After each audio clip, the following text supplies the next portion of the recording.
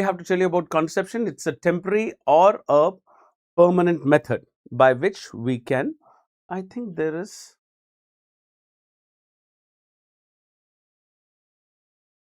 yeah, hi.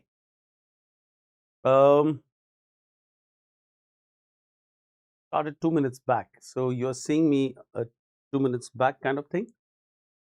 Wait, let me see if I can get this better. Just give me a moment.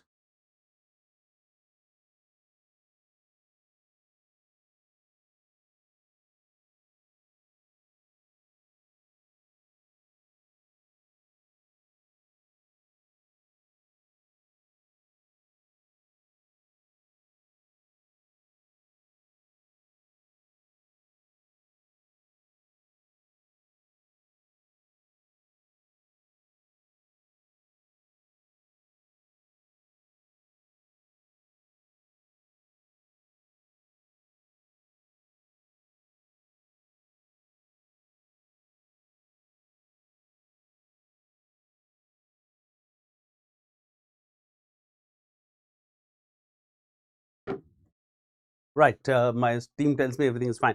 So yes, so when we're talking about contraception, guys, temporary or permanent methods to prevent a pregnancy, that is what is contraception. Now, what are the temporary methods? The ones which will be used for the time being, and we can move on. So those are the natural methods. Natural methods like, you know, the coitus interruptus, and abstinence is a method of conception, and then trying to avoid intercourse around the time of ovulation, and have intercourse before that fertile period, around the time of ovulation. 11th to the 16th day, all of you know, is the fertile period. So have sex before the 11th day or after the 16th day, like we say, the calendar method or the rhythm method. So those are the methods, the natural methods. Barrier methods, are the male condoms and the female condoms. Then IUCDs like the copper devices or the levonorgestrel devices, hormonal conception like the oral and the injectable. So these are the temporary methods of contraception, and then we have the permanent methods of contraception. Now, when we have the permanent method of contraception, we have tubectomies and vasectomies, male and female sterilization. So how do we just get into some basics before we get into the individual topics? Look, wherever you are and whatever you're doing, guys, the transmission is going fine, and I don't think anything is wrong today. So what I want you guys to do is, please concentrate, because today the main topic of the evening is the hormonal conception and especially the combined oral contraceptive pills. So we'll understand that properly. So for that, I want your undivided attention, because I'll do a little bit revision of the menstrual cycle and then get into this. So I don't want you guys to miss out on anything about that. So please concentrate wherever you are, whatever you're doing, and please do not get into distractions in the house or wherever, whichever library you're sitting. So what is the failure rate of a contraceptive method? The failure rate of a contraceptive method is calculated by the number of accidental pregnancies into 1200, that is months in 100 years, over the number of women in study. That means the number of women who used the method of contraception, and multiplied by total number of exposure. So that is the Pearl index. So if you see the Pearl index of some common methods, so this is the Pearl index or the failure rate, right? This is the Pearl index or the failure rate of the common methods. So if you see the female and the male sterilization, which is supposed to be permanent method of sterilization, that should be the best effectiveness. So female methods are 0.5% failure chance, and the male methods are even better, 0.1% failure chance actually. But if you look at the top one, the implants are 0.05%. So actually, if you look at the implants, the progesterone implants, like all those Novels, the Jadel, or the implants with the Jadel implant which is used, or the Implanon implant which is used, all these implants are even better effective, and the levonorgestrel IUCDs, these are also very good, but the progesterone implants have the best effectiveness. That's why we say, don't say female and male sterilization are the best. Even better are the implants. The hormonal implants are even better. But why are we not giving that to everybody who want contraception? Because if you give hormonal implants, they will give contraception, but the endometrial lining will get atrophied because of the continuous amount of progesterones which are acting on the lining, and that will make the woman amenorrheic. She will not have periods. Most of these patients stop having periods, or they have a lot of spotting. So they are not very happy with this method. Yes, a woman who's getting regular periods and she's having a contraception, those methods are the ones which are the methods of choice. That's why we keep asking this question, that what is the best method for this condition. I'll try to do that also today itself, but let's see. So we are talking about the implants, they are the best, and the female sedation and the male sedation 0.5% and 0.1% respectively. And COCP is another hotshot topic, 0.3 to 8% can be the failure, but generally we don't say 8%, that is a little exaggeration, that's the range, but generally we say it's around 0.3 to 0.7% is the failure rate with the combined pills, okay. And what is very interesting to see is the condoms. Condom starts itself from 2% failures to 18% failure. So if a person is following all the instructions that condom should be applied only on a fully erect penis, and then once the person has a fully erect penis, after applying the condom, the reservoir should not be pushed over the glands, and the reservoir should not be checked for patency because it may cause micro tears. And then in a fully erect penis, he should have intercourse with his partner, and when ejaculation happens, then immediately at the time of ejaculation, after the ejaculation, he should hold the condom at the base of the penis and withdraw, and then discard the condom after rolling it out and take a wash before coming back to his partner. This kind of instructions when sex is happening, because sex happens generally in a hurry, it's a moment of passion, all of us understand that, isn't it? So people don't follow all the instructions so well. So when they don't follow the instructions so well, there can be failures in condoms, and a lot of people wear the condom only when they are about to ejaculate. What is the meaning of that? That they're having penetrative intercourse, and when the man feels that he's about to ejaculate, he withdraws and then wears a condom, and then he ejaculates into the condom when he's having intercourse. So what happens with that? The pre-ejaculate from the penis has already gone into the partner. So that pre-ejaculate will take the sperms, and that's why condoms fail so much. So nobody follows the instructions so well. That's why the failure of condoms can be 18%, up to 18%. In fact, some books will say 14 to 20% is the failure rate of condoms. So before I go into detail in the chapter of contraception, I don't want you to say condoms for any situation. Guys, listen to me properly. I am trying to tell you very important fact here today. Ideal contraception in this situation, that situation, I'll never say condoms. Look, condoms is that one answer which you people have a tendency of answering. If I ask you what is the best method of contraception for a woman who is following up after, let's say, vesicular mole evacuation, you'll think, and then you'll say, sir, barriers. Then I'll ask you about diabetes in a woman, sir, barriers. Then I'll ask you about, let's say, epilepsy, sir, barriers. So ultimately, you're going to say barriers for everything. Then why am I teaching all the other methods? Let me just tell you, contraception is equal to condom and just close the chapter. Why am I giving you a cafeteria choice? We keep saying there's a cafeteria choice of contraception. Why am I giving you that cafeteria choice? Because condoms are not the best. Very important fact, that do not think of condoms as the best or the first management anywhere in contraception. Think of condoms to prevent infections only. That is the best use of condoms. Yes, it prevents pregnancies. Yes, we know that. But we always know that the condoms are the most commonly used contraception in the whole world. Condoms are sold in millions. Yes, because sex is happening across the continents. The sexual habits have changed so much. Even in our country, people are having casual sex much more than before. So for that kind of sex, thank God there are condoms to prevent infections, but not to prevent pregnancies. Pregnancies prevention is not so guaranteed with the condoms. So yes, condoms are the favorite contraception of the world. I agree with you. That much I can give you. But for the ideal situations, never say condoms first. Think of all the choices before you say condoms. So let me tell you now itself, the only place where I'm going to teach you condoms are the best are for prevention of HIV, STDs, all right, all those conditions. Genital infection prevention, I will be telling you condoms, okay? So that's what is a very important fact I've told you in the beginning of the class, right? So let me tell you something else. What is the medical eligibility criteria by WHO? So the medical eligibility criteria means that, suppose I'm telling a woman is newly married and she wants to not have children for the next 2 years. Newly married couple, we say OCPs, combined oral contraceptive pills, are the best method of contraception. Correct. You know that answer already. So young woman, let's say 25, no hypertension, diabetes, no cardiovascular diseases, no deep venous thrombosis, no lipid liver, no problems are there. That woman who is perfectly healthy, can she take OCPs at 25 years for conception? Perfect. So this is no contraindication. She's a healthy woman and she can take COCP. So that is medical eligibility criteria 1. No restriction for use. Let's go and see medical eligibility criteria 4. Let's say a woman is having active PID. She's having a vaginal discharge, foul smelling discharge. But she happens to come to you and say, sir, I don't want to have children. I have one child. I don't want to have any more children. I heard IUCD is a very good method of contraception. Can you put an IUCD? You examine her and you see that she's got a foul smelling discharge. She's got active PID. Are you going to put a IUCD inside and flare up the PID? You irritate the uterus and cause her to have sepsis actually if you put an IUCD that time. Will you put an IUCD? No, sir, this is contraindicated in active PID. So that is MEC 4, absolute contraindication to put IUCD when the woman is having an active PID. So unacceptable. So not to give MEC 4 can be given MEC 1. In between is the MEC 2 and MEC 3. What is MEC 2? That there is benefit of this method more than the risk. So the advantage outweigh the risk. That's the basic meaning of this. I've highlighted the things. And MEC 3 means the risk outweigh the advantages. So it's better avoided. So they'll keep asking. I mean, it's a very big chapter of contraception.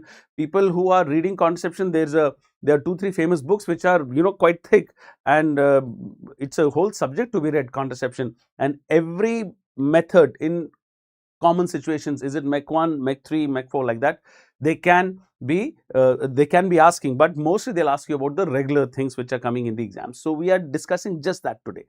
So MEC 1 to MEC 4 are the eligibility criteria. So if they ask you what is the medical eligibility criteria of OCPs for a newly married woman, it is MEC 1, that kind of thing. Okay, chalo. With this basics, now let's get into the natural methods and then we'll get into the hormonal methods. So I hope all of you get into the mood and stop the distractions, because next is hormonal conception and I'll be trying to make sure that you understand the basics. So just after this, no more distractions, right guys? So natural methods are coitus interruptus, that when the person is having intercourse, when he's about to ejaculate, he withdraws the penis and he ejaculates outside the body of the lady. So that is what is coitus interruptus. What is rhythm method or the calendar method? That 11th day to the 16th day of the cycle, you don't have sex. Okay, this is banned. Sex is banned on this day. Before this day and after these days, she can have sex. So that is known as the fertile period method, or also known as the safe period method. This is fertile period. After this and before this is safe period, and it is also known as the calendar method or the rhythm method. All right, fine. Then the cervical mucus method or the Billings method. When the cervical mucus is thin and watery, the sperms will go inside easily. All right, all of this has been discussed in the menstrual physiology chapter very nicely, but I'm just quickly revising also. So when there is a cervical mucus which is present in the cervix, it will allow the sperms to go inside nicely. It is thin around the time of ovulation and it is thick after ovulation. So when the cervical mucus is thin and watery, the woman feels somewhat moist in the vagina. There is some wetness in the vagina. So those days when she is feeling subjectively moist in the vagina, those days she will not have sex. So yes, cervical mucus method or the Billings method, wet days, no sex. That is one method the woman can herself understand and follow, because she knows that the day she is having subjective wetness, the doctor has said that this is the time when she is ovulating, because around the time of ovulation and before, the estrogen is high. Estrogen makes the cervical mucus thin, and that thin mucus makes the woman realize that she is having some amount of moisture in the vagina. So those days not to have sex. Dry days she can have sex. Ovulation detection method, like the urine LH kits, she can use. Urine LH kits are there, or there is this basal body, yes, basal body temperature, the rise of 0.5 degree Fahrenheit, 0.5 degree Fahrenheit after the day of ovulation, that is also suggested that she's ovulated. So some home ovulation detection kits are there. With that, she can find out if she's ovulating. Around the time of ovulation, she avoids sex. Then lactation amenorrhea. Yes, you know that when the woman is lactating, there is high prolactin, and this high prolactin will inhibit the pituitary, basically by inhibiting the GnRH. So high prolactin inhibits the GnRH, and inhibition of GnRH will reduce the FSH and the LH. Both are reduced. So when there is no FSH and no LH, there is no ovulation. Now, the problem with lactation amenorrhea is it is not a very reliable method because it is based on constant increase. Yes, there should be a constant increased prolactin, but that is impossible. For constant increase in the prolactin, the baby should be constantly breastfeed, something like 24 times in 24 hours. No mother in the world can breastfeed like that. So, this mother will breastfeed, let's say 7-8 times during the day, and maybe when she sleeps, let's say at 10 o'clock and gets up in the morning at 6. So, she slept for 8 hours or 9 hours. In the sleep, she may breastfeed the child once more if the baby cries in the night. So, she is breastfed only 8-9 times or 10 times in a day. It is still much lesser than what is required to keep the prolactin constantly high. To understand this, guys, the continuous suckling on the breast by the child will increase the prolactin, and that prolactin inhibits the GnRH and stops the ovulation. But no mother can breastfeed such regularly. So there is no constant rise of prolactin after delivery. Yes, this is also an MCQ which has come in your NEET exam. There is episodic rise of prolactin when the baby breastfeeds. Episodic rise, and that episodic rise every time the baby suckles inhibits the GnRH. So, continuous constant increase in the prolactin inhibits the GnRH and stops the ovulation. But that kind of breastfeeding nobody does. So, that's why there can be occasional ovulation when the mother is breastfeeding also. So, that's the reason. It's a somewhat long reason. Rewind and play again, guys, no problem.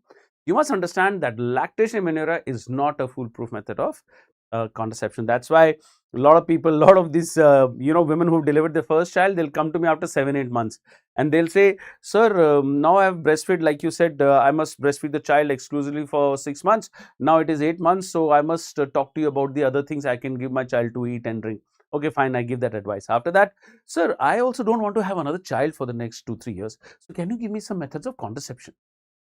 I said, why didn't you come to me? I told you to come within 6 weeks of your delivery for contraception. Why did you not come to me earlier? Sir, abhi to I was breastfeeding the child, so that is itself a protection. And anyway, I have not had periods. It's 8 months, I have not had periods, so pregnancy kahan se hogi? I asked her the next question. Have you had sex in these 8 months? Oh, fairly regularly we are having sex, sir. They're continuously regularly having sex, and she's not had period for 8 months. I do the pregnancy test and comes positive for so many patients. And that's when I tell them, welcome to the antenatal clinic again. It happens so many times. Women take lactation amenorrhea to be, guarantee that she'll be not getting pregnant if she has sex. So please do not bank on lactation amenorrhea. Listen to this segment again, rewind and play again. Now, abstinence is also a method of contraception. You can advise, and if they can follow, great. Otherwise, that is the least popular method of contraception. I'm sure you can understand that. So those are the natural methods. Now let's get into the discussion of hormonal contraception and use of combined pills, progesterone-only pills. These are the hormonal contraception.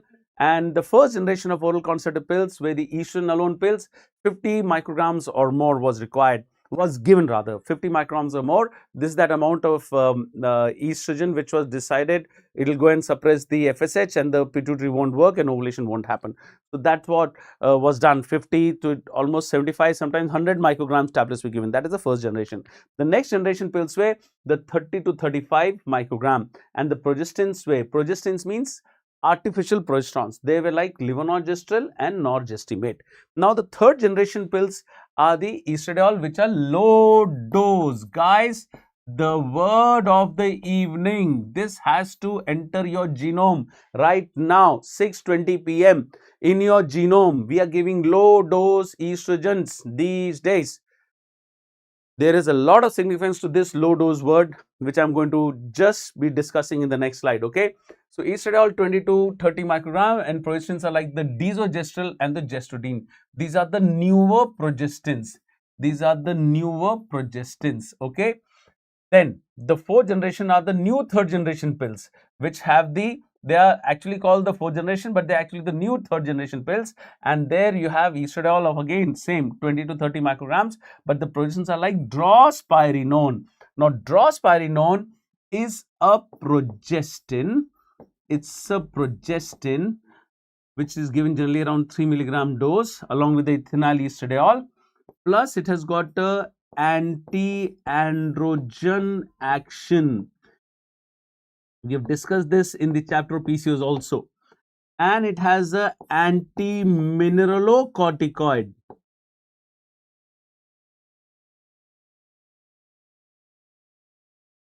It has got an anti-mineralocorticoid action also. So what is the benefit of this? You know, anti-androgen action will take care of the hirsutism in a lady. So we use this tablet a lot, this estrogen and the progesterone called drospirenone. The combination available in the world is like Yasmin. Okay, it's a trade name. India, we have a Yamini kind of a tablet trade name which is there. So these tablets are good for the girls who have PCOS. So they help in the regularity of the cycle because OCPs, you know, will make the cycles regular. And they also give the effect added advantage of being anti-androgenic. So acne is also taken care of, hirsutism is also taken care of. So it's a wonderful new drug. Then what else? Anti-mineralocorticoid activity. So mineralocorticoids, yes, aldosterone, it's known to keep sodium and water inside the body. So anti-mineralocorticoid action means there will be some loss of fluids. What is the benefit of that? She does not have water retention. A lot of women, they say, I feel bloated, I feel some weight gain because of COCPs. I mean, weight gain ka to there are many other reasons, but they keep blaming my COCPs. So thank God for these new pills, that these new pills are actually known to help in weight reduction also, because water retention is not there. And this action, so that the water is less, they are also very good. They're very good for women who are having a lot of premenstrual syndrome. The premenstrual, very good for this one, because premenstrual syndrome is more with water retention. So this benefit, anti-mineralocorticoid action, is going to help the woman have a much better premenstrual time. So that's why these pills are the hotshot favorites. All right, so that's about the types of pills. Let me see what are you guys asking. Arya Kumar, hello, I'm Dari, good evening for generation. All right, fine. So you're not asking me much, so let's get into the discussion of the hormones, the chapter of the evening. So when we're talking about the hormonal contraception, all these pills I told you just now. So when we're talking about this, let's quickly see the basis of the menstrual physiology. And now concentrate. I see a few of you are watching this, and those who are watching this as a recording, please, this is the moment. I've asked 3 times before. Concentrate now. No distractions. So hypothalamus from the mediobasal nucleus, known as the arcuate nucleus, is going to stimulate the pituitary by GnRH. It's a pulsatile release, and this pulsatile release is 1 in 60 minutes in the follicular phase and once in 90 minutes in the luteal phase. Faster in the follicular phase and longer in the luteal phase. So F for faster, L for longer. Okay, it's a pulsatile release, acts on the pituitary. Pituitary will get stimulated in the initial part of the month to make the FSH. Follicular stimulating hormone will make the follicle grow in size. Growing follicle makes estrogen. High estrogen acts on the uterus to cause the proliferation. I have written that. And then this high estrogen gives a message to the brain. Hey brain, stop sending me FSH. I have grown big enough. I'm mature enough. Please stop stimulating me anymore. So brain says, okay, fine, I'll stop the FSH. Now the follicle also gives the message to the brain. Hey brain, send me LH. I want to rupture and release the egg. Why should I send you LH? How do I know that you are mature? Arey bhai, I'm sending you the required amount of estrogen. I'm sending you the required amount of estrogen, which is telling you that fine, the follicle is ready. Send me LH. So for the LH to come, there is a required amount of estrogen which gives a message to the brain. So this high estrogen gives a message to the brain to send the LH. So you must remember this, that this high estrogen is positive feedback for the LH and negative feedback for the FSH. So that LH comes out, it acts on the follicle, it ruptures the follicle, yes, to release the oocyte, and now the follicle will shrink and become the corpus luteum, which makes progesterone. And now corpus luteum makes the progesterone, which will act on the uterus to make the endometrium secretory. So yes, the endometrium becomes secretory because of the progesterones, and this high progesterone will give a message to the brain, which will be reducing the LH. So I have always told you these 2 lines. Do not forget these 2 lines. The purpose of FSH acting on the ovary was to make estrogens. FSH is to make the estrogens, and the purpose of LH is to act on the ovary to rupture the follicle and make progesterones. The purpose of the LH is to make the progesterones. Outright basics of my classes. Punchline of gynecology. With this, you understand so many fundas. So those who have read before the app or have seen me somewhere otherwise, please remember these 2 punchlines. With this, we will be managing a lot of our gynecology. FSH for estrogen and LH for progesterone. That is the basic. All right. Now, let us see what happens when I do a quick revision. What happens when I give some tablets from outside? Okay. Once more, repetition. FSH is going to act on the follicle is going to grow big, and that is going to make estrogens. That estrogen is going to act on the uterus to cause the proliferation of the endometrium. Now, the LH will increase, will act on the follicle and rupture the follicle to release the oocyte and become a corpus luteum, which is going to make progesterone. That is going to act on the uterus to cause the secretion. Quick revision, right guys? Now, suppose I give this woman a tablet of estrogen to eat. I give her one tablet of estrogen to eat. This estrogen, when it gets absorbed into her body by the gut, it goes into the circulation and it gives a message to the brain that there is estrogen. The brain gets a message, oh, there is estrogen. What's my need to send any more FSH? So this estrogen tablet which I give will give a message to the FSH. It will inhibit the FSH. There will be no follicular formation. So when there is no follicular formation, there will be no estrogen formation. So that means when there is no follicular formation, that means the woman is anovulatory. Consider it, guys. Topic को पकड़ के बैठो, छोड़ना नहीं है. इधर उधर नहीं देखना है. No questions. Listen to me right now. No, I don't want any. I'm not looking at the chat. No questions. No, I don't want any questions. Listen. Very important part of the class. पकड़ के रखो topic को. So when I'm saying the estrogen is high, it is going to give a message to the brain. It is going to suppress the FSH. And when there is no FSH, there is no ovulation. That means the woman is anovulatory.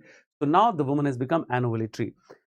Now, in addition to giving estrogen, I give this woman a tablet of progesterone. This progesterone tablet, when it goes into the body and gets absorbed in the circulation, this gives a message to the brain to stop the LH, because the purpose of LH is progesterone. So when I give this progesterone, it stops the LH. That means there is no corpus luteum formation. When there is no corpus luteum formation, of course, there will be no progesterone formation also, but if there was a follicle in the body, that will not rupture also, because you reduce the LH. You make sure that the woman is anovulatory. When the woman is anovulatory, don't you think you have achieved contraception? Yes. And don't you think we can call this estrogen progesterone combination as combined oral contraceptive pill? So yes, guys, that is the basis of the COCPs. FSH for estrogen, LH for progesterone. I give this woman to eat the tablets of estrogen and progesterone from outside. The tablet of estrogen which I give stops the FSH. The tablet of progesterone which I give stops the LH. There's no FSH, LH, no gonadotropins. So gonad ovary will not work. That means there will be no follicle and there will be no pregnancy when she has intercourse. Also, when she does not ovulate, she will not release much prostaglandins during the time of ovulation which are released. They will be not released. So that's why the cycle will also be much less painful. Yes, the cycle will be much lesser painful. So anovulatory cycle contraception, you understood, I'm rubbing it off. But remember that the cycle will be much less painful. Dysmenorrhea will be released because anovulatory cycles are painless.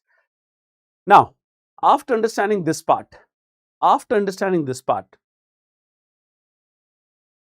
can you just remind me what is the major source of estrogen production in the body of the woman? Any woman, the major source of estrogen production are the ovaries. The follicle on the ovary has the granulosa cells which are converting the androgens to estrogen to make the estrogens. So that estrogen is majorly made by the ovary in any woman. So what is happening in this woman who is on a combined pill? When I am giving estrogen, the pituitary, FSH and LH, you know, when I am giving estrogen, FSH is not working. When I am giving progesterone, LH is not working. So when I am giving this COCP, it is inhibiting the pituitary, FSH and LH. When there is no FSH and LH, that means there is no follicular formation. So with this drug, the pituitary is sleeping, the ovary is sleeping. So what is the major source of estrogen in this woman now? Once again, what is the major source of estrogen in the woman? The follicle. Is the follicle working in a woman with COCP? No, sir. You have inhibited the pituitary. Pituitary is sleeping. The ovary is sleeping. So there is no follicle. So there is no estrogen production by the ovary. What is the only estrogen in this woman? My pill. My pill is the only estrogen in this woman. Yes. So that's what you have to understand. Think, guys, think properly and understand. When I give this estrogen progesterone and it is inhibited the FSH and LH from the pituitary, it is inhibited the follicular and the corpus luteum formation, it is inhibited estrogen and progesterone formation. So what will stimulate the uterus to make the endometrium and periods? How will she have periods, guys? You are telling me the periods will be painless. अरे भाई मुझे ये बताओ periods होगा कैसे? How will she have periods? You have stopped the pituitary from working. You have stopped the ovary from working. There is no estrogen. There is no progesterone. How will she have periods? Yes, you have stopped the ovary from working and making estrogen progesterone. But what are you giving from outside? You are giving estrogen and progesterone from outside. So my tablet of estrogen causes proliferation. My tablet of progesterone causes the secretion. And when you stop this, she has menstruation. So she will have periods, but the periods are because of these pills. The periods are because of these pills, guys. Please understand this. It is a pill period. I often use the term artificial periods, and I'm so happy that sometimes when students join our postgraduate course, and in the rounds they will tell that, sir, you have given COCPs and you're making her have artificial periods. Yes, I'm so happy if you understand that. These are not natural periods. The periods are banked. They are based upon the pills which I'm giving. My pill is giving her the periods. So yes, this endometrial proliferation and secretion is due to the exogenous estrogen and progesterone. This exogenous estrogen progesterone is making the endometrium proliferate and secrete. And when you stop this, there is shedding. So that's why it is called the pill period or the artificial cycle. That is a term which is not there in the books. It is just something which I keep using to explain all of you. It's not a natural cycle. It's a pill period. It's an artificial cycle. Now, guys, again, what is the major source of estrogen production in the body of the woman? It is the ovary. Is the ovary working in this woman? No, sir, ovary is not working. So what is happening? My pill is suppressing the pituitary and the ovary to work. So my pill is the major source of estrogen in the woman. Wait a minute. My pill is the major source of estrogen in the woman. And that is what is giving her the periods. Right? You understand that? My pill is giving her the periods. So if my pill is giving her the periods, then I give my pill in a very smart method. If my pill is giving her the periods, I give this pill for 21 days. See what happens. I give her this pill for 21 days and I stop. By 27, 28 days, she gets periods. Wait a minute. I give the pill for 21 days, stop, she gets periods. 21, stop, periods. 21, stop, periods. 21, stop, periods. Is getting a very regular cycle, guys. Yes, this cycle is totally under my control. I am giving a estrogen progesterone which has suppressed the body's formation of estrogen progesterone. So my pill is giving her the endometrium proliferation. And when the endometrium proliferation is happening, it is because of my pill. I give it for 21 days and stop. She gets periods on 28th day. So that's why the cycles are regular, because of CUCPs. You guys know this so well. Even if I had not taught you this, I had just asked you, what is the method of making a woman's cycle regular? You would have said, sir, give OCPs. They are the drug of choice for irregular cycles. Correct. Now you know why do they work like that. Because the period is under my control. The period is totally under my control. That's why she's getting this regular cycles, right? So give COCPs for 21 days and then we stop. Then the withdrawal is by 28th day. That's why it is a much regular cycle. It is a much regular cycle. Wait a minute. Wait a minute. There is something more. If you understand that when I give her the tablets, that is the major source of estrogen production in the body of the woman. And when I stop the tablet, she gets a period. So I give them for 21 days and stop, she gets periods on 28th day. These are regular cycles. This much you understood? What is the dose of the estrogen which I am giving to suppress the FSH? Should I give the highest dose, a very high dose, which goes and suppresses the FSH? Or give it the least dose, which goes and suppresses the FSH? We give the least dose. We use the least dose which is going to suppress the FSH. Yes, I'll tell you what is the benefit of that. Okay, so let's go and see.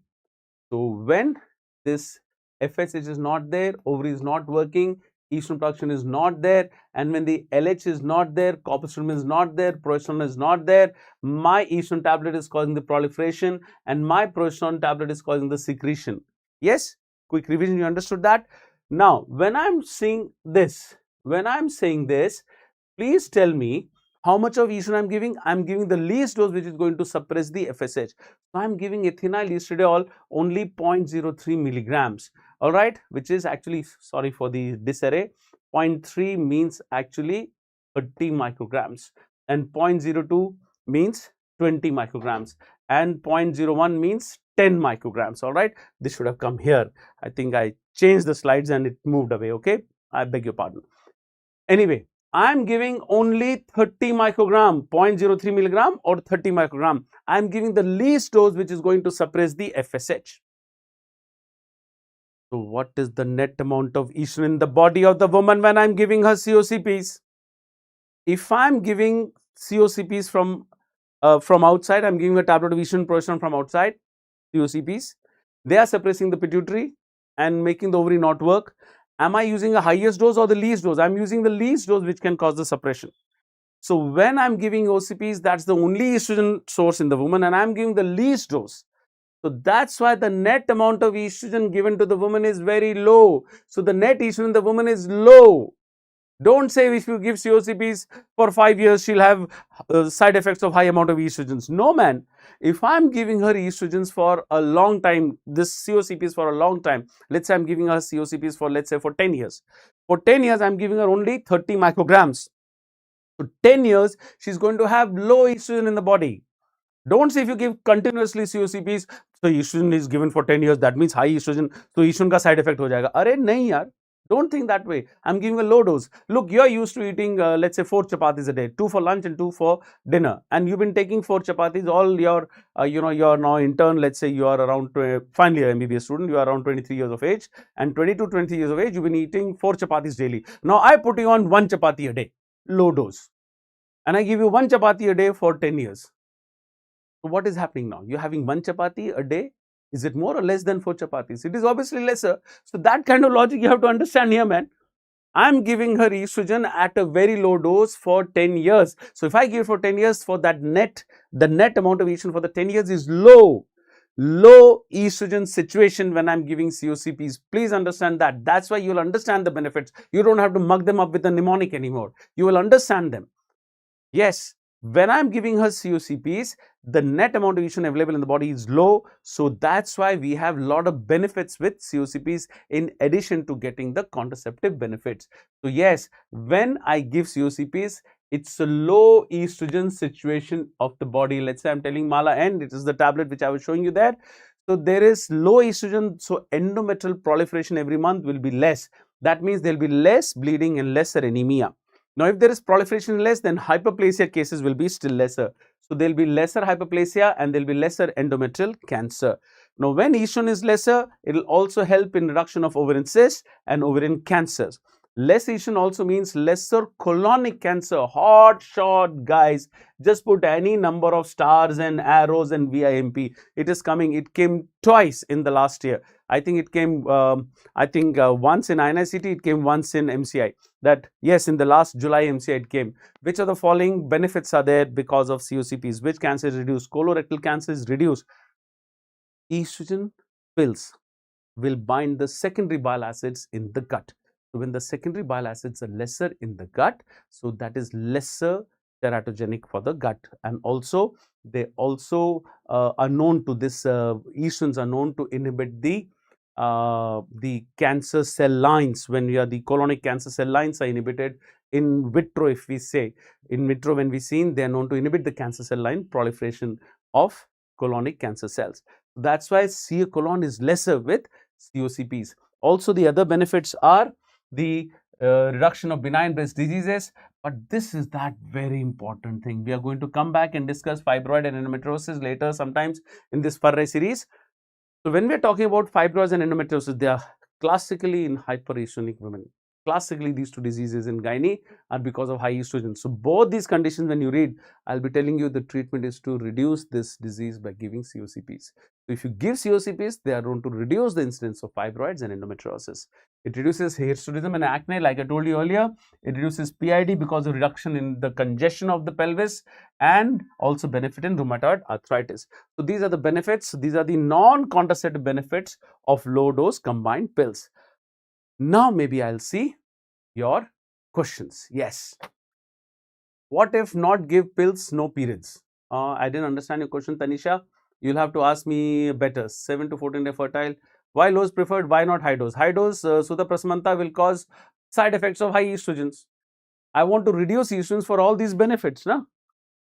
And when I can give suppression of the pituitary by low dose, why give high dose? And I get so many benefits. That's why low dose. All right.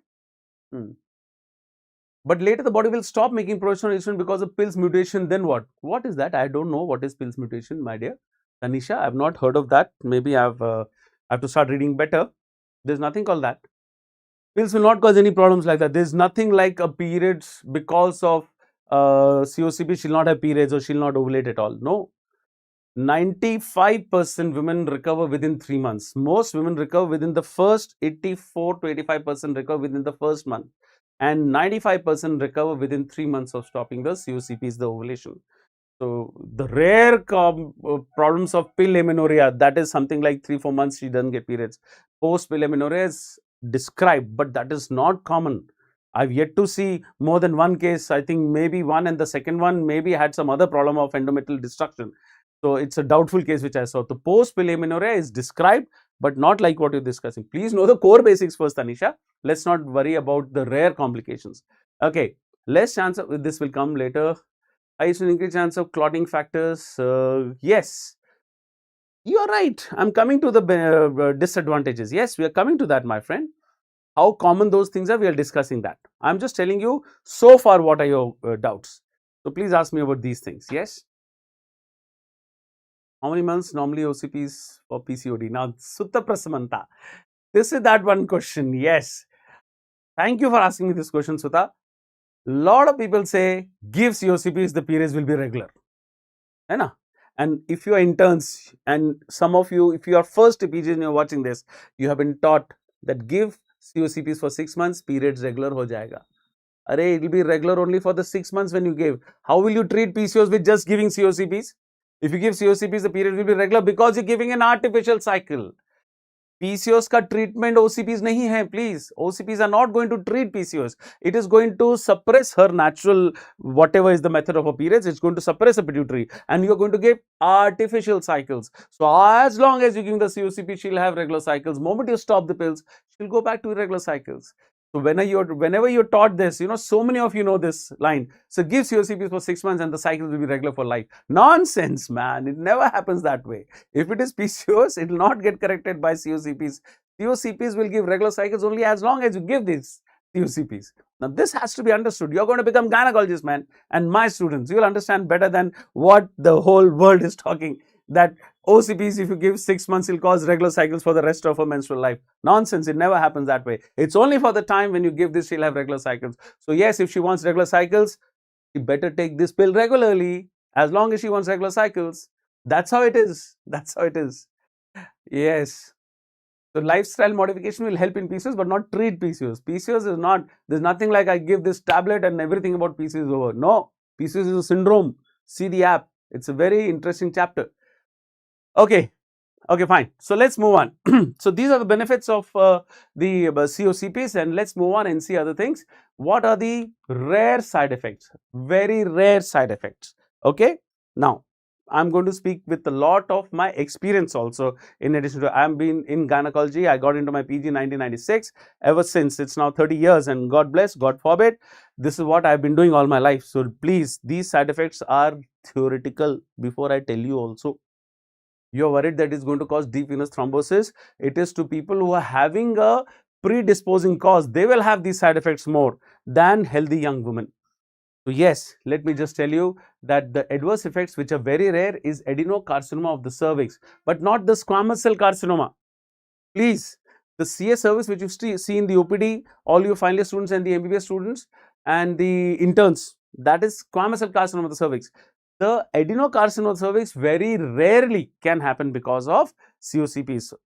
Not because, do not say COCPs cause CS cervix of the squamous cell carcinoma. They can cause adenocarcinoma rarely. What is the most common CS cervix which we see in our country? Squamous cell carcinoma. Rarely because of this, there will be adenocarcinoma. There will be more gallstones, but not gallbladder stones. Gallbladder cancer, I'm sorry. There will be more gallbladder stones, but not gallbladder cancer. There will be more hepatic adenoma, but not hepatocellular cancer. and there will be more chlamydial PIDs. Look, I told you in the previous screen that there will be lesser PID, but chlamydial PID will be more. So what is the meaning of chlamydial PID? Indolent PID, or also we call it the symptomless PID. All right, and then thromboembolism will be more, and there will be more deep venous thrombosis. Theoretical risk, all right, when they are predisposed. So yes, if there are those thrombophilia kind of patients, and if you don't know and you've given them, then maybe they will have. Not for any normal woman. I've yet to see a normal woman having these side effects. Okay, I'm teaching you this, but they are not common at all. So thromboembolism, the venous thromboembolism is because of the progesterone component of the pill, and the arterial thrombosis is because of the estrogen component of the pill. Then the usage of this pill, how do we give this pill? So usage. So in addition to having this understanding, we should know how do we start the pill. So the pills are ideally started on first day to the 5th day of the menstrual cycle. So the girl gets her periods, suppose on 1st of Jan till 4th or 5th of Jan, anytime she can take the tablet, start the tablet. So yes, remember, it takes 7 days for the effect to establish. It takes 7 days.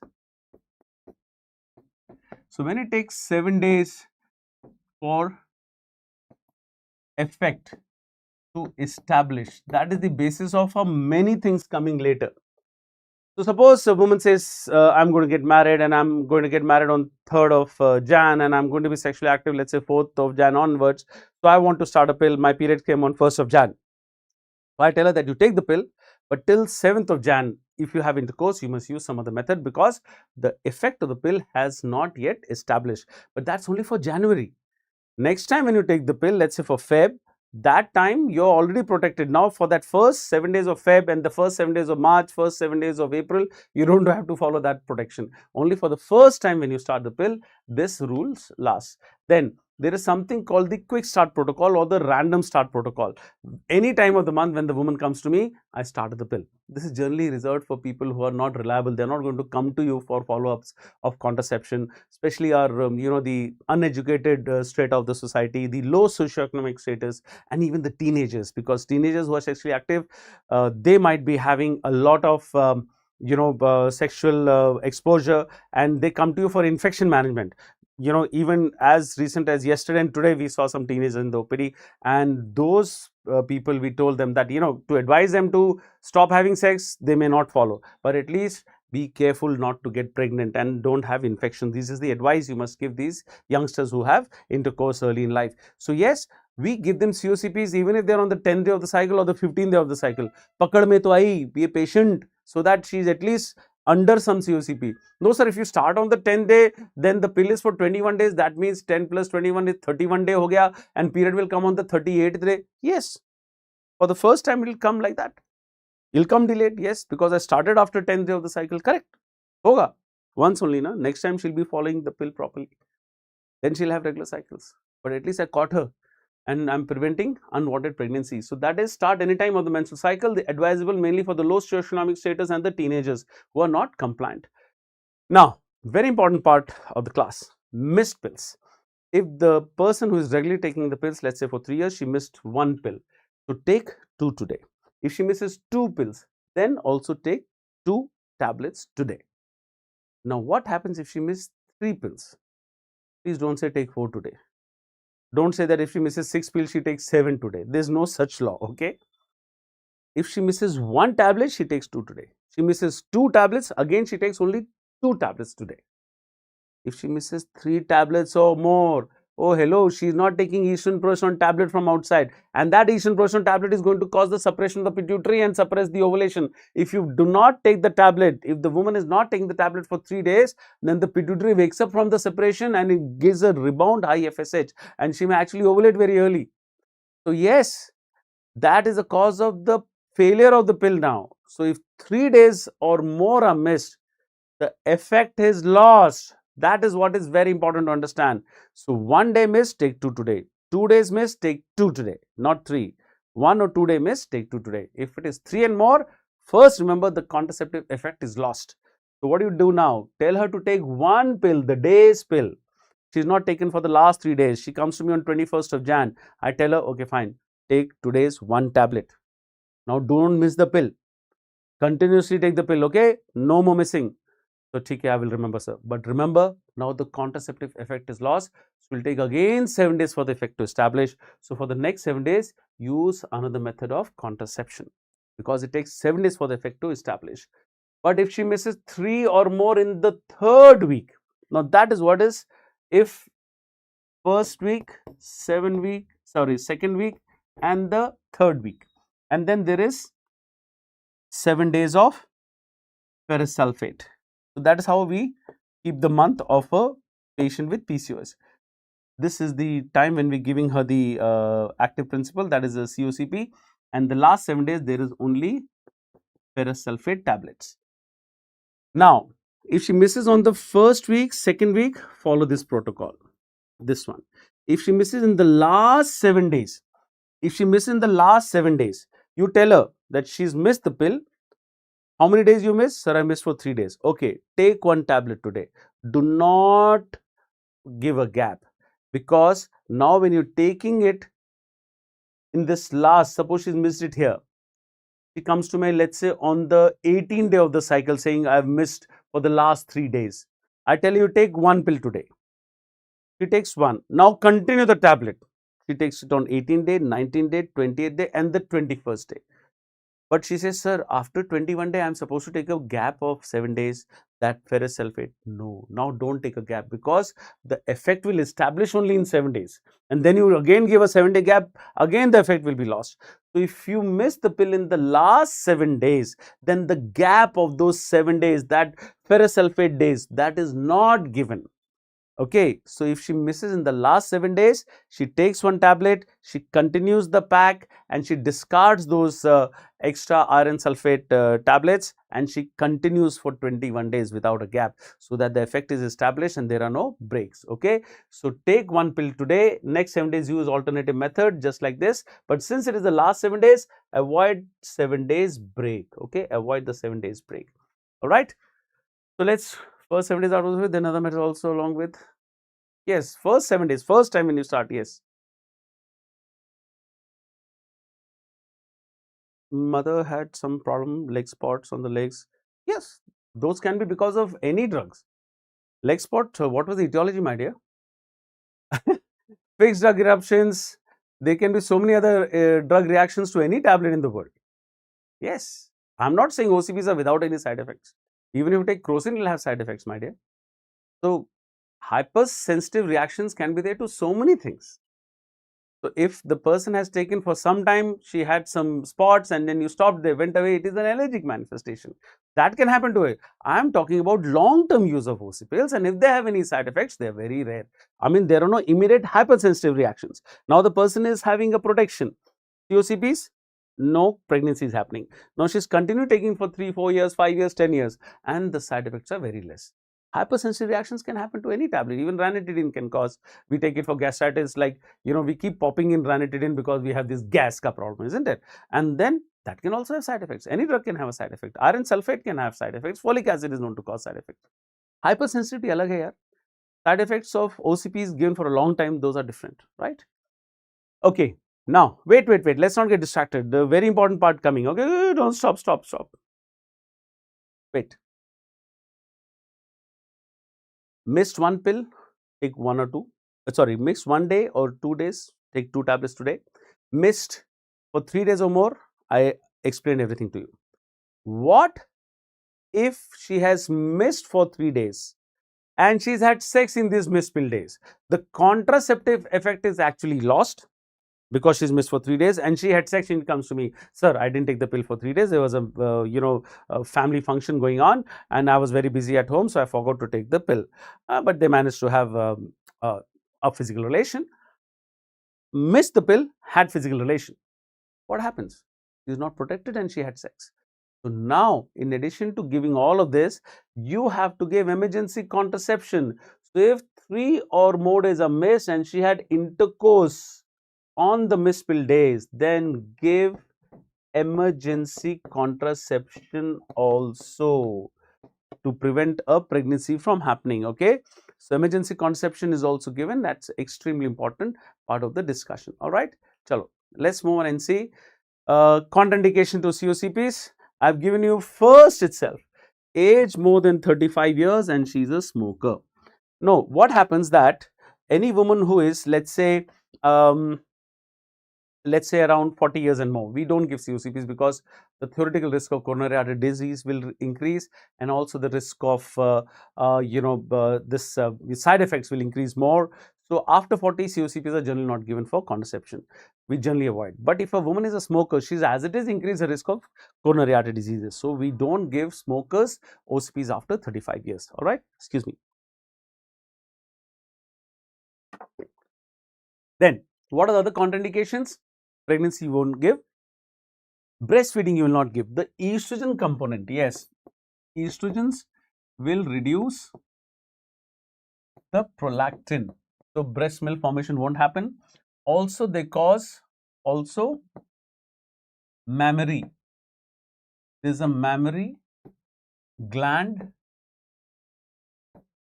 involution. There is a mammary gland involution which can happen because of these estrogens.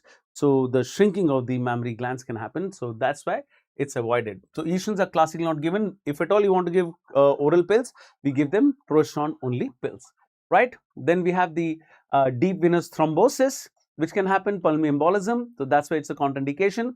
Now liver diseases will not give any estrogens because estrogens are metabolized in the liver. So that's why liver diseases. And then hypertension, that is blood pressure more than 160 by 100. So MEC2 if it is 159 over 99 like that, and MEC4 if it is more than 160 by 100 like that. So there are these sub classifications are there, but roughly mild hypertensive can be given, but the hypertensive which is more than this should not be given. Mild hypertension is not a contraindication. Then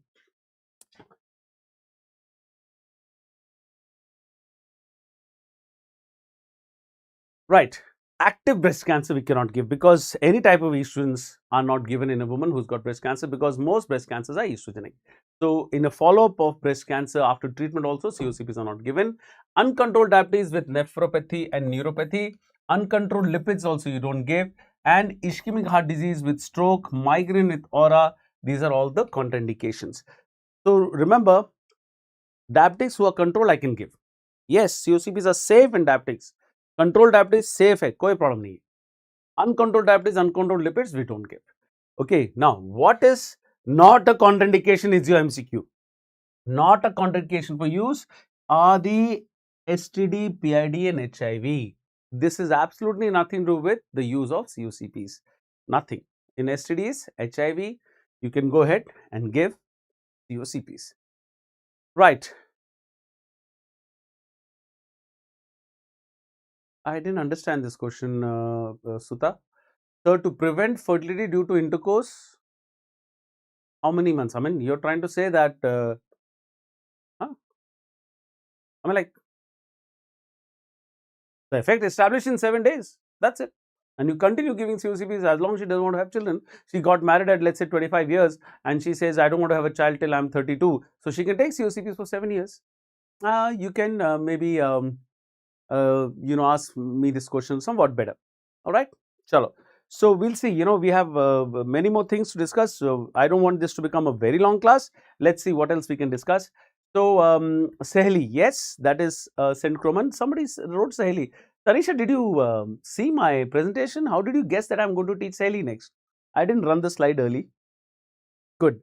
So yes, Saheli Centroman. It is developed by the Center for Center for Drug Research Institute, that is Lucknow, and that is known as ormeloxifene. It's a selective estrogen receptor modulator. So the salt is ormeloxifene. It is Centroman. It is sold as Saheli by in the country. It is given many places. In some setups, it is given free of charge also. So it makes the endometrium out of. But ask the PSM people, they are the best people to tell you whether it is free of charge or not. Because in my hospital, we used to give it for free of charge.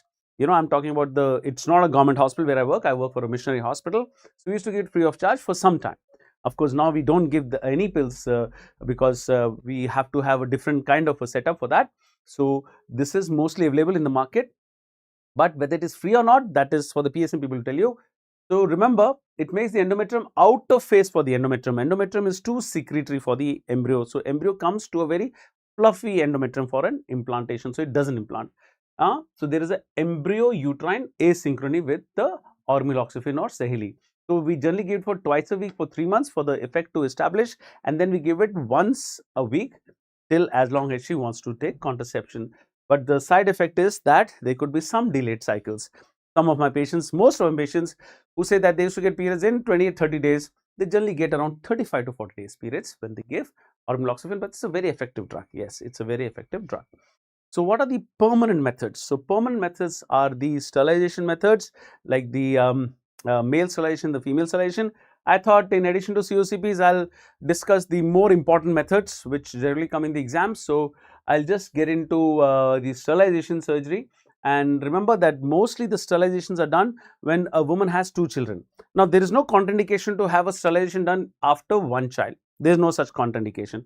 A woman has delivered a first child, she says, sir, I don't want to have any more children, I want a tubectomy. Or a man says, I want a vasectomy. Can do. Advisable. Journal, sound advice kya hai? You have your 2 children, okay, we can do sterilization.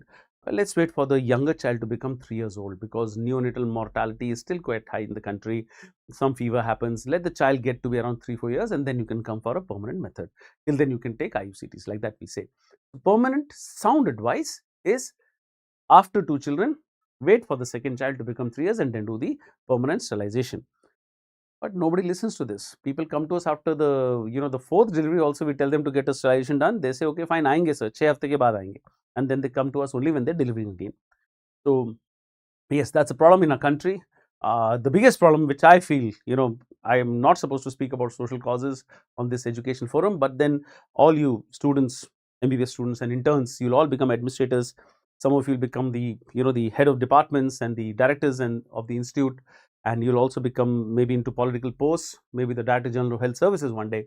You are the youngsters who are going to, so I feel that I'm doing my bit to push the 1 child norm in the levels where I'm working. You're happy to have 2, you can have 6 or 7 children also. But my country, I feel, now we should reduce the population, so that once we reduce the population, the resources are shared by limited number of people. And the sheer number of us is becoming a problem ever since independence. So if we are taking this seriously, it'll be great, right? So I want you guys to push reduction in size of the family. Okay, let's not get very political. I don't want to get into any more serious discussion about that. Okay, so all of us should take care of that. So permanent methods should be used with 2 children or afterwards. That's a sound advice, but not a guideline. Okay, it's a sound advice. So let us talk about female sterilization first. And when we talk about female sterilization, yes, Jessica, I'm so happy what you wrote. Very good. So female sterilization is where we do a tubectomy, which is tubal ligation or tubectomy. Look, I want you to understand the terms. Tubectomy means we just cut a segment of the tube like this. Salpingectomy means we cut the whole tube. So we are not cutting the whole tube, okay? We are cutting only the segment of the tube which we want to cut, so that we keep a window open for a reanastomosis later in life. Yes, that is what is the reason. We cut only a segment. Look, there is a woman who has, let's say, 3 children. And she says, sir, enough, I don't want to have any more children. My husband is not happy using condoms, and I will not remember taking any tablets. So, sir, why don't you just do a tubectomy? Ye kaat do, nas kaat do, like that they'll see in Hindi. I'll say, okay, fine, we'll cut your tube. But I cut the tube in a way that later if she suddenly decides to have more children, so I can reanastomose. So I cut it only very small segment, and I cut it in a place where the reanastomosis is common, because suppose she lose the children unfortunately for whatever accident in life, or the woman has a divorce and the husband gets the custody of the children. She wants to have more children then. So we have done so many reanastomoses. It's a common surgery done in gynecology departments. So yes, tubectomy is just cutting the segment. Salpingectomy is cutting the whole tube. So for sterilization, we don't do salpingectomy. The only place where you guys have to know salpingectomy, total cutting of the tube, is rupture of an ectopic pregnancy. So please see the difference. So we are going to do a tubectomy, tubal ligation. So site of ligation is the isthmus. It is the isthmus. When we do the isthmic sterilization, okay, it's already written here. It is because it is of uniform diameter. So let me draw that to you so that you can understand. Uterus, vagina, and the fallopian tube. So this is the ampulla and this is the isthmus. So I will cut the tube at the level of the isthmus. When I cut the tube at the level of the isthmus, how is it useful? So when I cut the tube, suppose here, so the two cut ends are like this. They are of uniform diameter. So when the two cut ends are of uniform diameter like this, then for me to do a reanasmosis later in life for her, if I do the sterilization and the reanasmosis has to be done by somebody else, suppose, that reanasmosis is much more easier at the site of the isthmus because the cut ends are uniform. Suppose somebody cuts at the isthmo-ampullary junction, suppose it is cut here. So then the isthmus is like this and the ampulla is like this. So the reanasmosis is not very uniform. So that's why we say always do a isthmic sterilization. All right, uniform diameter. So isthmic reanasmosis is more successful. So it is up to 80% success if it is done at the isthmus. Okay. Oh God, that is also written. Never mind. So what is the timing? Yes. What are you asking me? You're not asking me anything. The timing, but just watching because studying medicine gave me happiness and satisfaction. Tanisha. All right, Tanisha. Welcome. Welcome. Okay, please tell more people who should be looking at these kind of lectures. I'm not trying to make it very tough. Yes, this is a medical lecture, but if you listen to us, you're most welcome. All right, and the others who are seeing it as a recording, you're more welcome. So timing of a tubectomy. When all we can do a tubectomy. So the most common time of doing a tubectomy in my country is the postpartum sterilization. Now, postpartum ligation or postpartum sterilization. See, when the woman delivers the uterus, look here, in pregnancy, pubic symphysis, normal uterus is say this size, and in pregnancy, the uterus is something like this. In fact, the flanks are full. See, these flanks get full. So that's the uterus inside the mother's abdomen. Now, what happens after delivery? So, after delivery, the uterus is just below the level of the umbilicus. The baby goes out and the uterus is just below the level of the umbilicus here. So, if it is just below the level of the umbilicus, let's say I'll try to show you. Okay, see here, it's like this. I'm trying to show you through my shirt. I've put my pen and showing you. So, you can put a hand on the mother's tummy like this and you can feel the uterus. Yes, you can feel the uterus here. So, what happens when you feel the uterus after delivery? It's just delivered yesterday, and today you go through rounds and you can feel it. So, if you can feel the uterus so easily in the abdomen, you can make a small cut here and go and take this side and this side tubes and do a very easy ligation of the tube because uterus is an abdominal organ after delivery. So, that's why we always keep asking you this question in your exams. Any exam you write, whether you're writing the final MBBS exam or you're writing your entrance exam, where is the uterus immediately after delivery? Immediately after delivery, it is just below the level of the umbilicus here. So we can make a small incision, mini laparotomy we call it, small incision, and we can cut this tube and we can cut this tube with the same incision. So that is why we will do more postpartum sterilization in our country than any other sterilization, because women come to the government hospitals for a free delivery. In fact, most of the women who deliver in the hospital, we give them some money. In spite of, in addition to free treatment, we give them some money. If a girl child is born, we give them more money. Isn't it? The government is very magnanimous and trying to help women deliver in the hospital so that they don't deliver in the villages and have PPH and die, or come to us very sick when much more resources are required to take care of a woman who have PPH and she's close to dying and she's in the ICU. Much more resources are required than her to deliver in the hospital, and we give her 5,000 rupees or 10,000 rupees after delivery if she's delivered a girl child. So, government is coming out with a lot of proactive schemes so that all mothers deliver in the hospital. That's why, when I was intern, when I was working, when I MBBS in MD from, yes, my MBBS in Japan, I'm telling you, 1994, 95, when I was doing my internship, that time the maternal mortality rate was around 556. Then when I was doing my post-graduation, it came down to something like 330. Till last 2 years back, it was 97, came back to 93. Now it is 88. So yes, we are pushing women to deliver in the hospitals. So when they deliver in the hospitals, the chance of them having severe complication is lesser. So when they deliver in the hospital, the next advantage is that I can go for the rounds and I can see her uterus is felt and ask her, which delivery was this? She say, it is my third child. Okay, so how about I do a tubectomy for you? Doctor Saab, I don't want to come back after going home because I have got 2 more children, I have a lot of work. All right, we can do it today itself. It's a small incision under local anesthesia I'll do, and you'll not even see the cut after a few days. And it's a very easy time because the uterus is not inside deep into the pelvis. It is high in the abdomen. I can do a very easy tubectomy.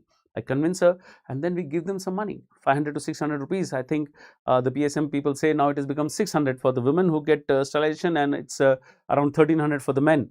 1100 for the men who gets the vasectomy, 200 for the motivator who brings the man for a vasectomy. So we give them some money more money is given so that they get a tubectomy done. So uterus is just below the level of the umbilicus. Postpartum sterilization is the most common time. All these questions which I discussed are coming in the vivas. All right, finally, yes, be careful, huh? Then uterus is abdominal organ, and at this time, hence it's an easy surgery. Now the next question is, how long can you do this? I'm removing it now. How long can you do this? Only as long the uterus is the abdominal organ. So how long can you do? How long can you do a postpartum sterilization or a puerperal sterilization? As long as the uterus is in the abdomen. So how long is the uterus an abdominal organ? Only for 2 weeks, because in 2 weeks it becomes a pelvic organ. Don't say 6 weeks. We keep answering wrong this answer. So it becomes a pelvic organ in 2 weeks. So that's why around 7 to 10 days only we can do postpartum sterilization. Mostly we do today she is delivered, tomorrow morning or day after we do the postpartum sterilization. We can do maximum for around 2 weeks. Around, basically it is 7 to 10 days, but we say roughly 2 weeks. Why? Because in 2 weeks it becomes a pelvic organ. When does it become a normal organ? It becomes a normal organ in 6 weeks. 4 to 6 weeks it becomes a normal organ. All right.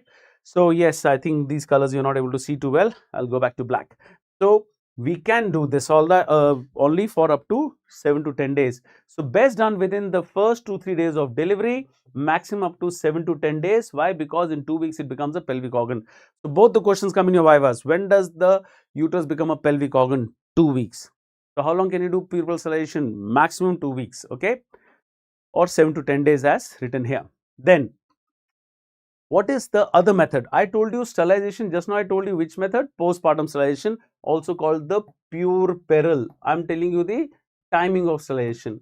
Then we can also have interval sterilization, which is done after the 6 weeks of delivery, after the puerperium. It is commonly done by laparoscopy because it's a pelvic organ. It's deep into the pelvis. So we can approach only by this uterus can be approached only by a laparoscope. So it is done after 6 weeks of delivery, and it is commonly done by laparoscopy. Now, concurrent sterilization, this is done along with MTPs or a cesarean section, or even some other, let's say somebody is getting an appendicectomy done. She says, sir, I have 2 children, now I have this pain abdomen, you're doing a laparoscopic appendicectomy. She'll tell the surgeon friend to call the gynecologist. Along with that, we do a tubectomy also. So concurrent means along with any surgery. Mostly it is along with an MTP or a cesarean section, concurrent. So these are the 3 types of sterilization surgeries. One is puerperal, one is interval, and the other one is concurrent. Now, entry into the abdomen can be by laparoscopy or a laparotomy. In our country, laparoscopy has increased substantially. There are camps of laparoscopy across the country where surgeons will go, laparoscopic surgeons, gynecologists will go, or trained doctors who are MBBS, but they are with the they are the SMOs who are working for the government, and they go and do. So they are trained doctors who go and do these laparoscopic camps, but still the most common time women get the tubectomy done is postpartum. So laparotomy is still the major method in our country, and laparoscopy is increasing much higher, but still laparotomy is the more common method. So mini laparotomy, we say, we don't say cutting the whole abdomen, we make a small incision like I told you. So it is a mini lap surgery, 1.5 to 2 inch incision. So this is what they'll ask you. Write a short note on mini lap, or they'll ask you in the viva, what is a mini lap? Mini laparotomy, 1.5 to 2 inch incision. With that, you get into the abdomen, take out the tube, and after checking that you're cutting the tube, how do you check? You see the femoral end. You pull out the tube, check the femoral end, do the ligation, push it back inside with a mini lap.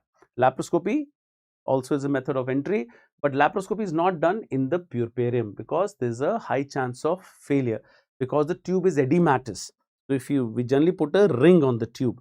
When you put a ring on the tube, that ring on the tube will slip out because of the edema of the tube. All right, so that's why the laparoscopy procedure are not done for puerperal methods. Also, there is a high chance of injury. Right. So, what are the techniques of tubectomy? Tubectomy techniques, the most common technique done even now in the country is the Pomeroy's, but you have to know it is called the modified Pomeroy's. Nobody does the original Pomeroy's. Like there was this question about Shirodkar's cerclage. So, it is not called Shirodkar anymore, it is called the modified Shirodkar. The great Dr. Shirodkar did a procedure, but the modification was found to have lesser infections. So, most people do the modification. So, it is called the modified Shirodkar now. So, we will never ask you in the exam difference between Shirodkar and modified Shirodkar. Not at least in a MCI exam, PG entrance exam, or the the exam which you are writing, the final year MBBS exam. We will definitely not ask you there.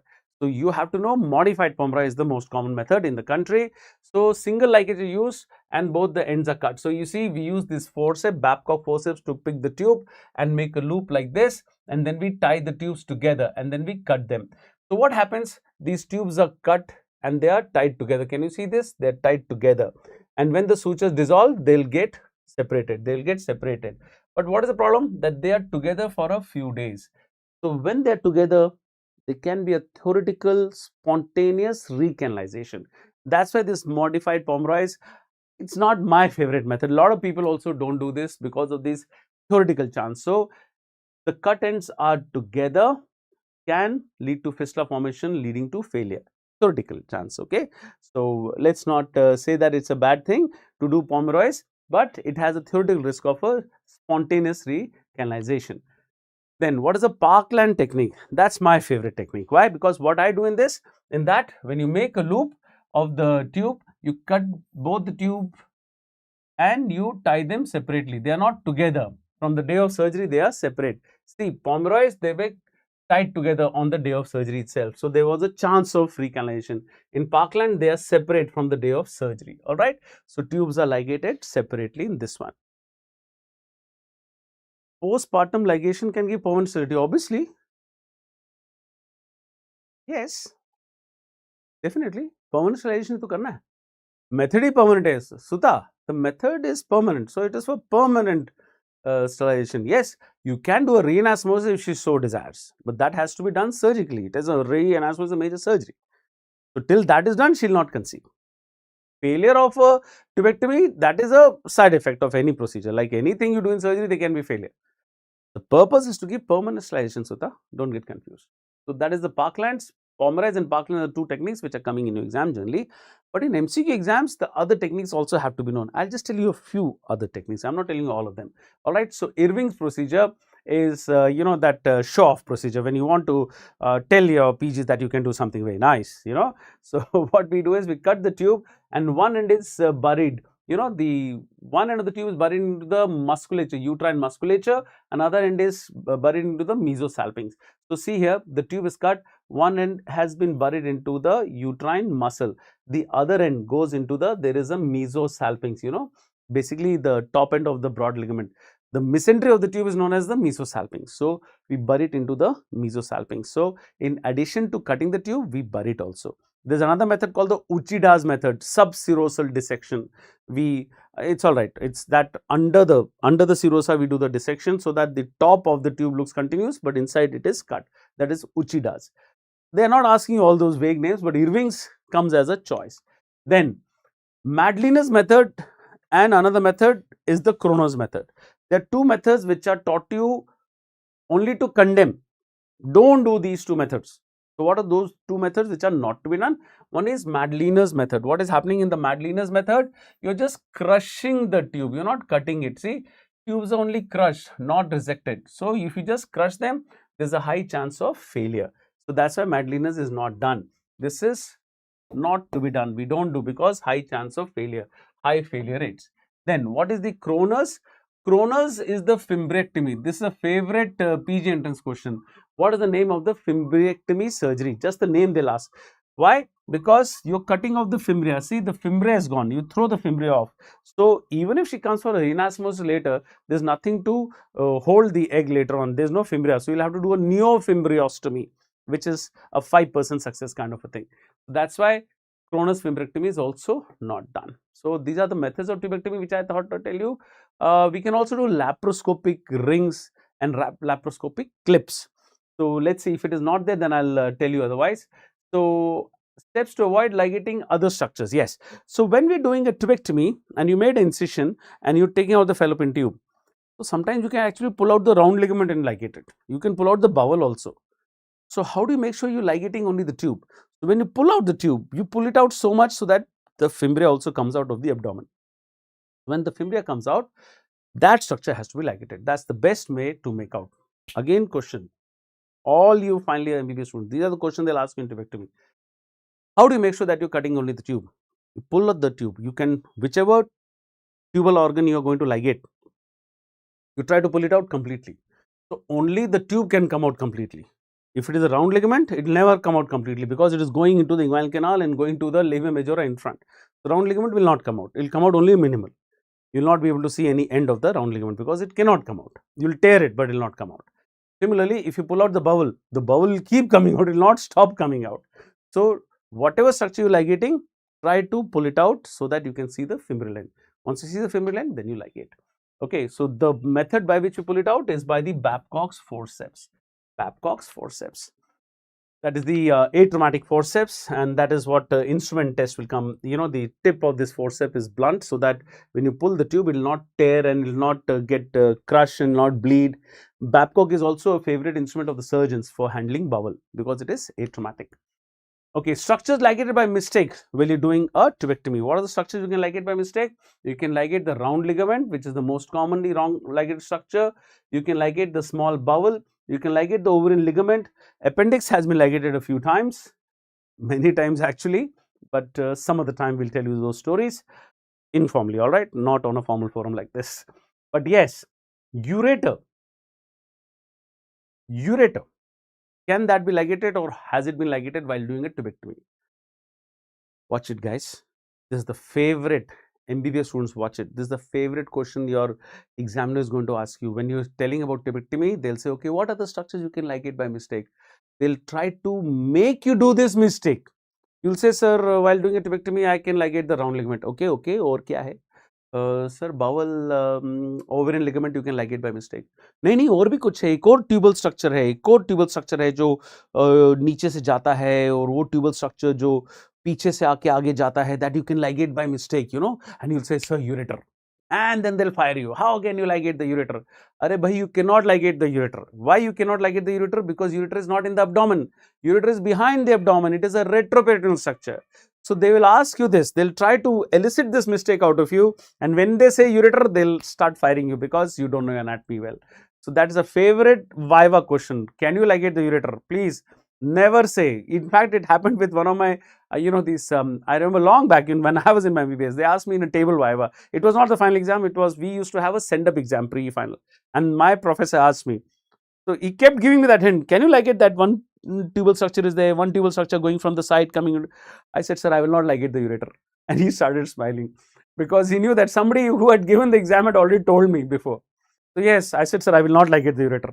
So please, do not say that you ligate the ureter. Also, don't say that you ligate the uterine artery. Uterine artery is not freely hanging, okay?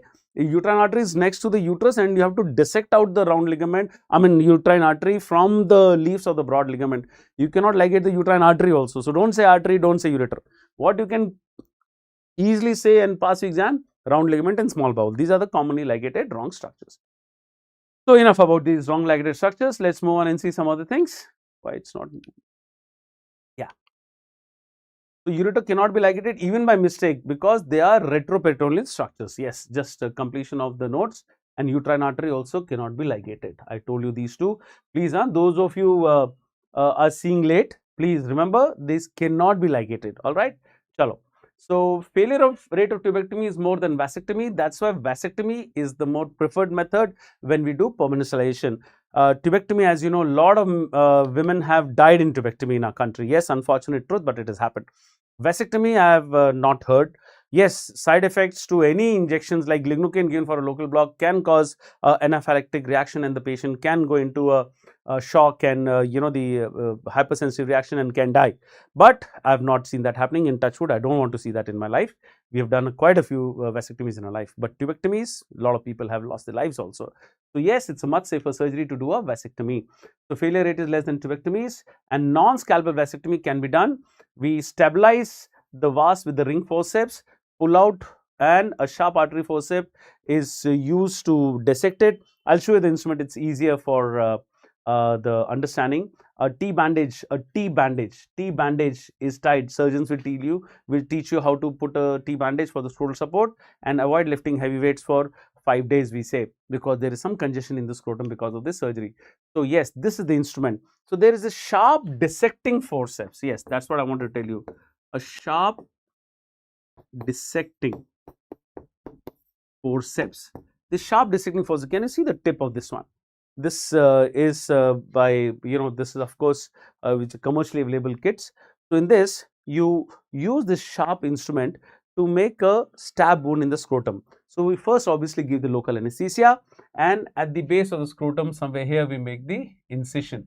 With that one incision, just one stab incision, because if you tell a man that I'm going to make a cut in the scrotum and go and ligate your vas, and men are very sensitive about their privates, and they don't want any surgery to be happening. Okay, any small knock on the testis also is very painful.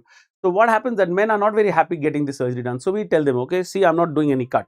I'm just giving you local anesthesia. Under anesthesia, I'll just make a small incision, and that is not even going to be seen after the surgery is over. So that's how men get convinced, and we give them more money than we give it to women. Okay, the money given by the government is much higher. In fact, if a layman, a man who just walks in and says, I want a vasectomy, we give them 1100. The motivator, we give 200 rupees more. But the government servants, if they come, suppose there's a, I think I'm correct, PSM people again, if they are listening, they can correct me if I'm wrong. But there is a one increment in the salary given by the government. That if suppose there's a lower division clerk who comes to me after having 2 children, he comes to me and says, sir, I want a vasectomy. So if I do a vasectomy this month, he gets the senior division clerk, the higher salary for 1 month, one incentive. Like if a major gets it done, he gets a colonel salary like that, or a lower soldier, a soldier gets it, he gets a Nike's salary for a month. That one increment is given. So government servants will generally get this done easily. So you make a small incision with this, a stab wound, you make a small incision, open, go and hold this vas, take out, go and hold this vas and take out. So how do you stabilize it? You stabilize it with a ring forceps. The ring forceps is used to stabilize the vas, and then we ligate the vas. And this, when you do the ligation, I'll come to your questions. I've gone into vasectomy, I'll come to your questions.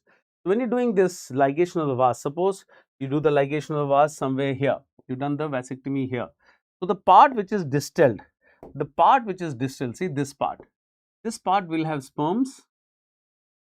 Yes, this part will have sperms for almost 3 months. Some sperms will be there for almost 3 months distilled to the ligature.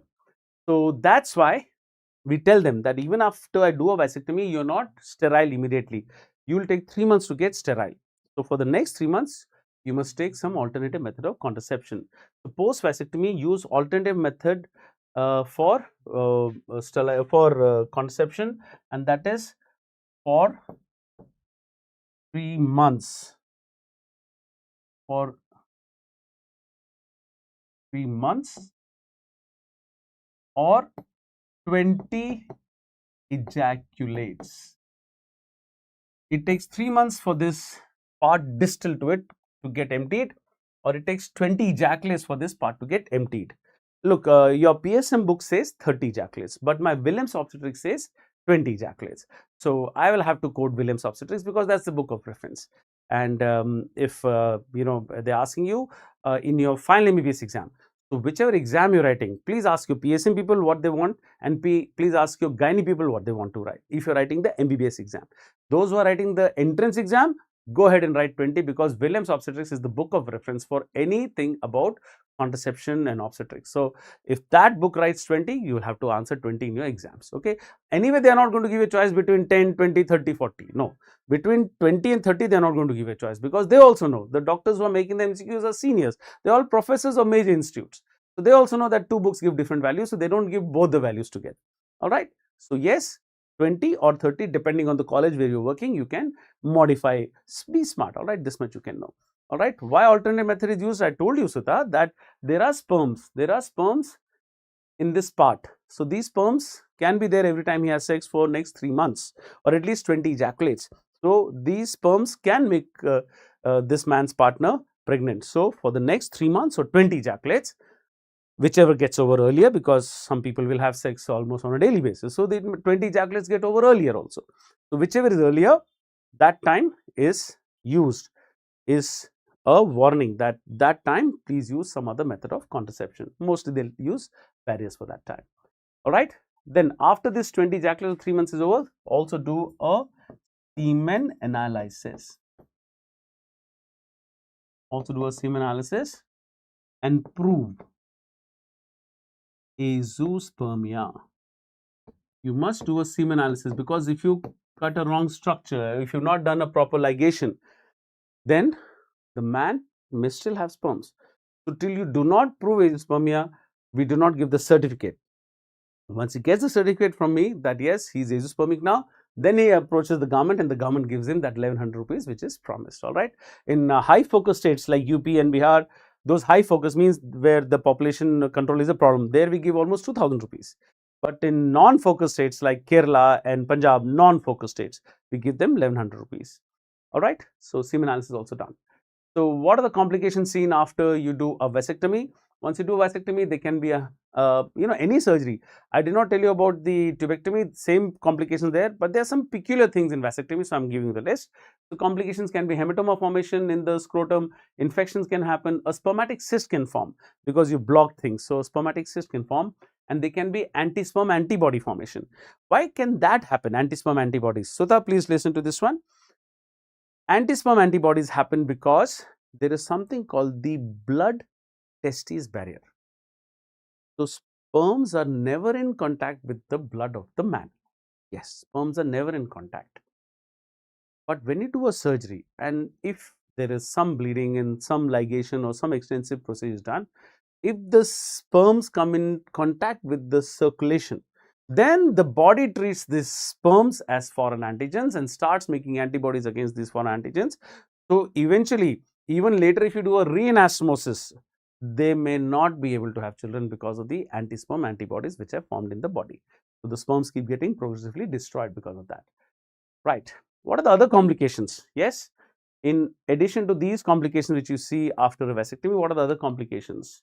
Loss of libido, cannot have sex, loss of strength, cannot lift things, cannot do work, he cannot work in the field anymore, and he's so weak after the vasectomy that he cannot work with the animals, the cattle which he has to use for the plowing of the fields, and he's totally invalid after the vasectomy. All of these complications can happen. Yes, what do you say? So please, none of these complications happen. Okay, I've mentioned them only to criticize the beliefs we have in our society. Yes, vasectomy is hardly done in the villages, hardly done by the people. The laymen will never get it done. Only the educated class, which I mentioned, the government officers and the army and the soldiers and the officers and the IS officers, yes, doctors, they get vasectomies done. People who are uneducated, they are very scared of vasectomies because, sir, how will I have sex? I'll have no strength. You have cut the power supply for me. These are the kind of things they say. So please, they can have sex, they will have an ejaculate, they'll be totally fine. But the sperms will not come out. The seminal vesicle, see, please understand, the semen is not just sperm. Semen, see what is coming here. Can you see this passage? There is this seminal vesicle secretion, there is this prostatic secretions, bulbourethral gland secretions. So all of that will make the semen volume. What is the major component of the semen volume? Seminal vesicle secretion. 70% of semen is the seminal vesicle secretion. So those secretions will keep coming. So please, he will have an ejaculate. He will be able to have erection, everything, but he will not have sperms. The only thing missing is the sperms. So he will have sex, he will be able to do work, and he'll have no deficiency in his performance anywhere in the life. Okay, so that's what about vasectomy is. So yes, that's what I had to tell you today. And contraception is many more things. Contraception, if you actually sit with me, it'll take 8 hours of a class. So let's see what we can do in bits and pieces, but these are the important ones which come in exams, especially the COCP's method of action and the benefits of COCPs and the rare side effects and the tubectomies and the vasectomies. All right. So yes, what are the questions, sir? Why fimbrectomy is not done? Because fimbria is catching the egg, my dear. See, if you understand that when a woman is having ovulation happens, fimbria catches. So that catching of the egg is by the fimbria. If you do a fimbrectomy, the fimbria is gone. There is no fimbria. So there will be a stump of tube like this. She comes to me after 5 years. Sir, mera to divorce ho gaya. My children have been taken away by the custody has been given to my husband. I anyway love this man, so I'm not getting the custody because I'm the reason of the divorce. So she doesn't get custody. Now she says, can you please reanastomose? What will I do with this tube? There's no fimbria. You need the fimbria to catch the eggs. There's no fimbria in this tube. So what will I do? Where will I reanastomose? So there's no fimbria. You cut the fimbria and throw it off. So that's why fimbrectomy is not done. I'll have to make a new fimbria. That does not work so well. After vasectomy, how many days need for rest? Any surgery, 2 days or 3 days of rest, it's a minor surgery. He can go to work tomorrow. Actually, he can go to work, but he should not be riding a bike, we say, because you know the scrotum is on the tank of the bike, isn't it? And the vibration will cause maybe him to have a swelling or even bleeding for that matter. So we tell, don't ride a bike and don't lift heavy weights. You'll have pain because lifting weights does not cause any problem. But when you lift weights, it is Valsalva maneuver. You know, you do like that, you lift weights. So that increases the flow to the scrotum, it causes pain. So don't lift heavy weights, rest for 2-3 days, and that's enough. That's fine. Vasectomy is not just like any tubectomy, also 2-3 days rest. I mean, you can write a week's rest for anybody who's had a surgery like this, but 2-3 days, they're fine. Why is there no artificial uterus? Tanisha, it's going to take time. There are artificial wombs. Yes, people are growing embryos in the lab of animals. They've grown embryos in the lab. Yes, but we've not had, you know, that's what is coming in research, that they are going to make pods in which the embryo can grow for 9 months. That is what is an artificial uterus. All the nutrition which is required for the baby will be given in that pod. You just put the embryo in that and it will keep growing. That is maybe in the next 50-60 years, or maybe in a century from now, we'll have those pods where women don't have to get pregnant and deliver. They'll just give the egg to us and we'll take the sperms from the husband, make the embryo in the lab by IVF and put the embryo in the pod. Yes.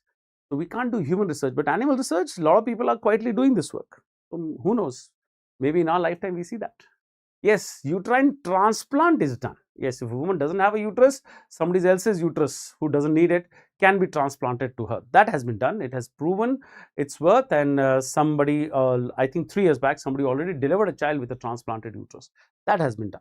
Yes, but it's still in the early days. The uterine transplant is not as common as a heart transplant or a kidney transplant or a liver transplant. Okay. So the Prasanta, I answered you. Why alternate method used? That I already told you. Why not fimbrectomy? I already told you. How many days rest? Already I told you. Any other doubt? Please type. I'm listening to you only. So the Prasamanta, you're my best friend, and there's only one person who asks me doubt always in all the classes.